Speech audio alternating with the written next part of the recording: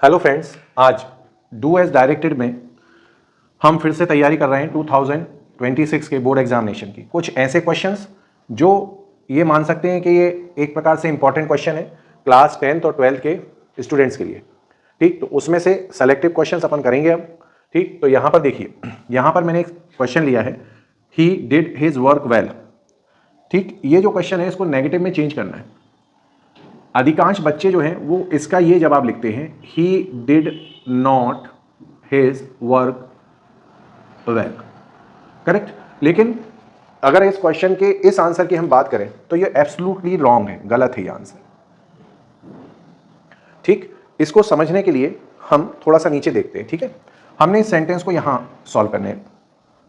यहां पर अगर आप देखेंगे तो जो आपकी ही के बाद जो डिड आई है वो एज अ मेन वर्ब है। क्या है? As a main verb. अब ये किस वर्ब की फॉर्म है वो देखेंगे। डू वर्ब की फॉर्म है, डू फिर डिड और इसी की थर्ड फॉर्म है डन।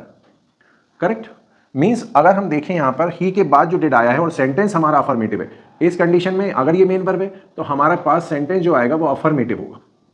करेक्ट, जब अफर्मेटिव सेंटेंस होगा तो हमको क्या करना है, यहां पर देखना है तो ये मेन वर्ब की डिड जो है वो मेन वर्ब की कौन सी फॉर्म हो गई? सेकंड। जब second form of the verb आती है और उसको हम नेगेटिव चेंज करते हैं, मींस ये मेन वर्ब का काम कर रही है डिड, तो यहां पे एक बात अंडरस्टूड है कि हमारे पास हेल्पिंग वर्ब नहीं है। और जब हमारे पास हेल्पिंग वर्ब नहीं है तो मेन वर्ब की सेकंड फॉर्म के लिए हम एम्फेसिस जो पढ़े हैं हमने, एम्फेसिस में हम काय का यूज करते हैं? डिड का यूज करते हैं। और डिड के बाद हम मेन वर्ब को किस फॉर्म में लगाते हैं? फर्स्ट फॉर्म में लगाते हैं। करेक्ट, तो यहां पर हम क्या करेंगे, देखिए इसका आंसर क्या बनेगा। इसका आंसर जो आएगा, ही डिड नॉट, मींस ये हेल्पिंग वर्ब एम्फेसिस के अकॉर्डिंग अगर वर्ब सेकंड फॉर्म में, आपकी वर्ब सेकंड फॉर्म में थी, ठीक है ना, तो आपकी वर्ब जब सेकंड फॉर्म में है, डिड यहाँ पे सेकंड फॉर्म में, तो डिड के सेकंड फॉर्म के लिए हम डिड का यूज करेंगे। ठीक है ना, एम्फेसिस के अकॉर्डिंग। तो एम्फेसिस के अकॉर्डिंग जब हम यहाँ पे डिड का यूज करेंगे तो वर्ब हमारी चली जाएगी फर्स्ट फॉर्म में, तो वर्ब फर्स्ट फॉर्म में क्या हो जाएगी? Do. Correct, he did not do his work well. ये इसका आंसर होगा, जो इसका आंसर 100% सही है।